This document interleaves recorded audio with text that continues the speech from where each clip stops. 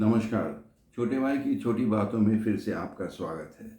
आज हम एक और ज्वलंत मुद्दे पर बात करना चाहेंगे और ये है धर्मांतरण का जिन।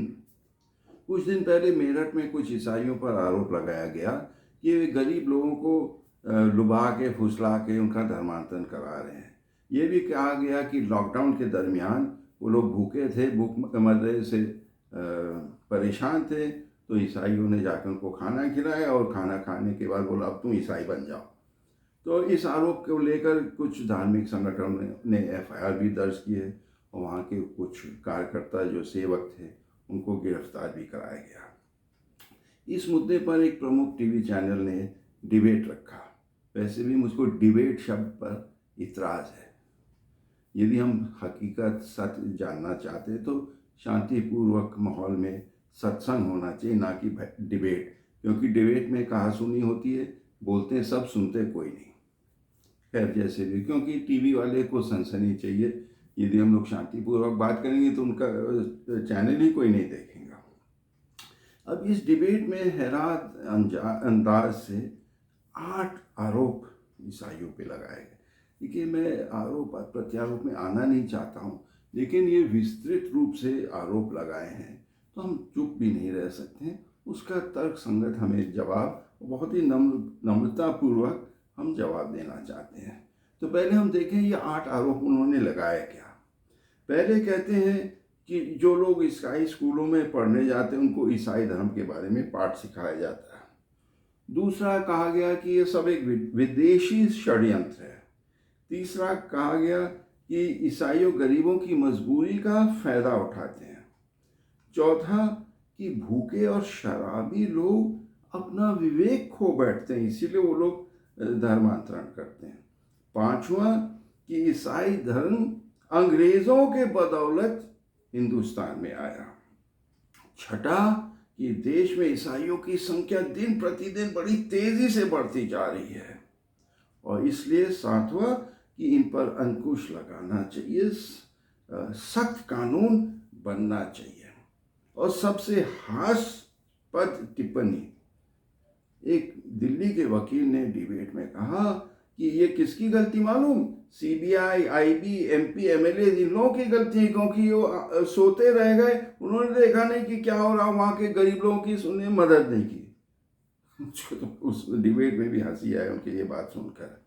खैर जैसे भी हो, इस पे मैं एक वीडियो पहले भी कर चुका हूँ जिसका शीर्षक था धर्मांतरण का हुआ। उसको आप देख चुके, कोई बात नहीं भी देखे होंगे दोबारा, क्योंकि ये ताज़े आरोप है, इसका हमें कुछ जवाब देना पड़ता है।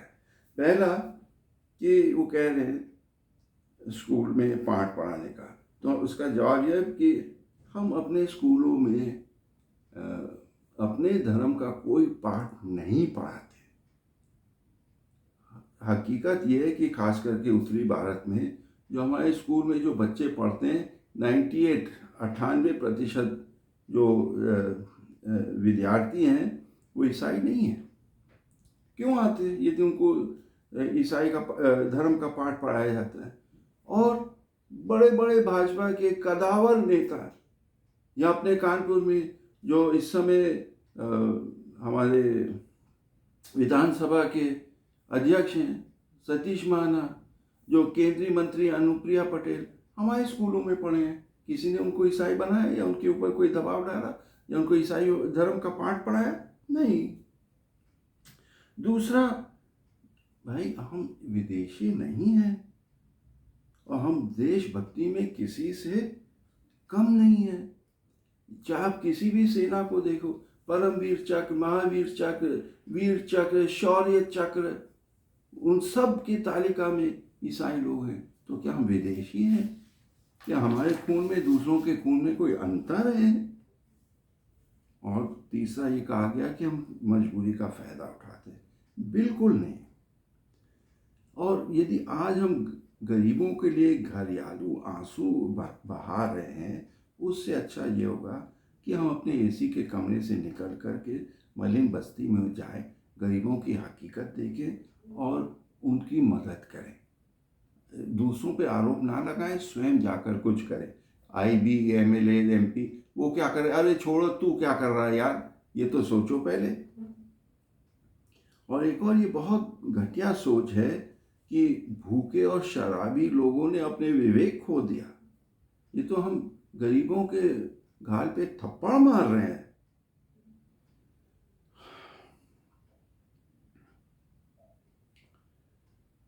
और ये भी कहते हैं कि जो शराबी हैं, जुआरी हैं, वो पड़े रहें। अरे भाई, उनको भी अपने जीवन परिवर्तन का अधिकार है। यदि उनके जीवन में तब्दीली आनी चाहिए नहीं, और यदि उनकी मदद कर रही को गुनाह है क्या? और यदि गरीबों की मदद करना गुनाह है तो मैं स्वीकार करूं कि हम भी गुनहगार हैं। और पांचवा, ये सरेआम गलत है कि भारत में ईसाई धर्म अंग्रेज लेके आए थे। लोग जानते नहीं। आज से 2000 वर्ष पहले सन 52 में प्रभु यीशु के 12 शिष्यों में से एक शिष्य संत थॉमस स्वयं केरल आया था, और वहीं से ईसाई धर्म की स्थापना। उस समय ना सिख धर्म था ना इस्लाम धर्म था जब ईसाई धर्म इंडिया में आया। और जब इंडिया में ईसाई धर्म था, जो तथाकथित अंग्रेज हैं, वो लोग उस समय लड़ाकू वंशज जैसे थे। उनका कोई खुद ही धर्म नहीं था जब ईसाई धर्म इंडिया में आया। उसके अलावा 500 वर्ष पहले गोवा में ईसाई धर्म की स्थापना हुई। इतना तक कि जो उस समय अकबर बादशाह थे, अकबर बादशाह ने गोवा से कुछ ज्ञानियों को, क्योंकि वो बहुत ज्ञानी थे, वो ज्ञानी लोगों से मिलना चाहते थे, वहाँ से उन्होंने ज्ञानियों को आगरा बुलाया। और आज भी आगरा में अकबर बादशाह के नाम से गिरजाघर मौजूद है। ये मैं प्रमाण दे रहा हूँ। और सबसे मज़ेदार बात कि जो यदि हम ईस्ट इंडिया कंपनी, जिसके बदौलत अंग्रेज आए थे, यदि हम उनके इतिहास को पढ़ेंगे, वे लोग स्वयं ईसाई मिशनरियों के आने के खिलाफ थे। इतना तक कि ब्रिटेन के पार्लियामेंट में भी इस पर बहस हुआ। उन्होंने ये कहा, यदि मिशनरीज आएंगे, वो गरीबों को शिक्षित करेंगे, तो हम उन पर शासन कैसे कर पाएंगे। और मुझको लगता ये ईस्ट इंडिया कंपनी वाली जो मानसिकता आज भी संपन्न लोगों के दिमाग में है, जो दूसरों को, यदि हमारे घर में कोई बर्तन चौका कर रही हैं और ये शिक्षित होगी, कल कहेगी मैं नहीं करूँगी। जो खेत में मजदूर कर रहा है शिक्षित होगा, वो सेठ से कहेंगे मैं तेरे यहाँ काम नहीं करूँगा। तो जो संपन्न लोग हैं वो नहीं चाहते कि गरीबों का उत्थान हो, कि वे शिक्षित हो। बल्कि डॉक्टर अंबेडकर ने बहुत स्पष्ट कहा था कि शिक्षा ही शक्ति है। अब एक और आरोप है कि हमारी संख्या बहुत तेज़ी से बढ़ रही है। सन 71 में हमारी संख्या 2.7% था। ये जो सरकारी जनगणना हर 10 साल होता है उसके अनुसार 2011 में, मैंने अभी क्या बोला, 1971 में 2.7 था और 2011 में घट के 2.3 हुआ। 2021 में कोविड की वजह से जनगणना नहीं हुई। यदि होती तो शायद 2.2 का ही अनुमान सामने आता है। और सबसे मज़ेदार बात यह है कि जहाँ सबसे पुराने ईसाई क्षेत्र हैं, केरल और गोवा, वहाँ में हमारी संख्या घट गई। केरल में हमारी संख्या 6% घट गया, गोवा में हमारी संख्या 16% घट गया। तो कहीं बढ़ गया कहीं घट गया। अरे भाई, इससे किसको कौन सा प्रॉब्लम हो रहा है भाई।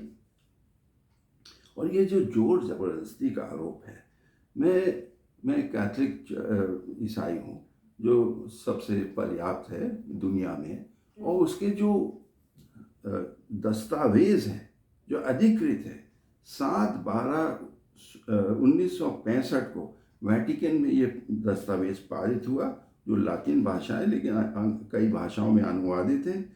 अंग्रेजी में इसमें यह कहा गया, it is one of the major tenets of Catholic doctrine that man's response to God in faith must be free, therefore no one is to be forced to embrace the Christian faith. अर्थात जोर ज़बरदस्ती से उनके इच्छा के विरुद्ध हम नहीं कर सकते हैं और ना उनके ऊपर कोर्शन, कोई दबाव डाल सकते हैं। तो मैं एक छोटी मिसाल के साथ इसको अंत करूँगा। एक उदाहरण दूंगा।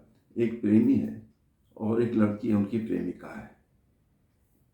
उनको वो एक आजकल कैडबरीज का ना, कैडबरीज चॉकलेट का कुछ मीठा हो जाए तो उनको एक कैडबरीज चॉकलेट देता है और उससे वो आकर्षित होती है। ये तो प्रेम प्रेम है, ये लुभाने वाला तो नहीं कह सकते। ये प्रेम की भावना अपना व्यक्त कर रहे हैं। तो यदि इसको हम लोग षड्यंत्र कहेंगे या गुनाह कहेंगे तो मैं स्वीकार करूँगा कि भाई हम गुनहगार हैं।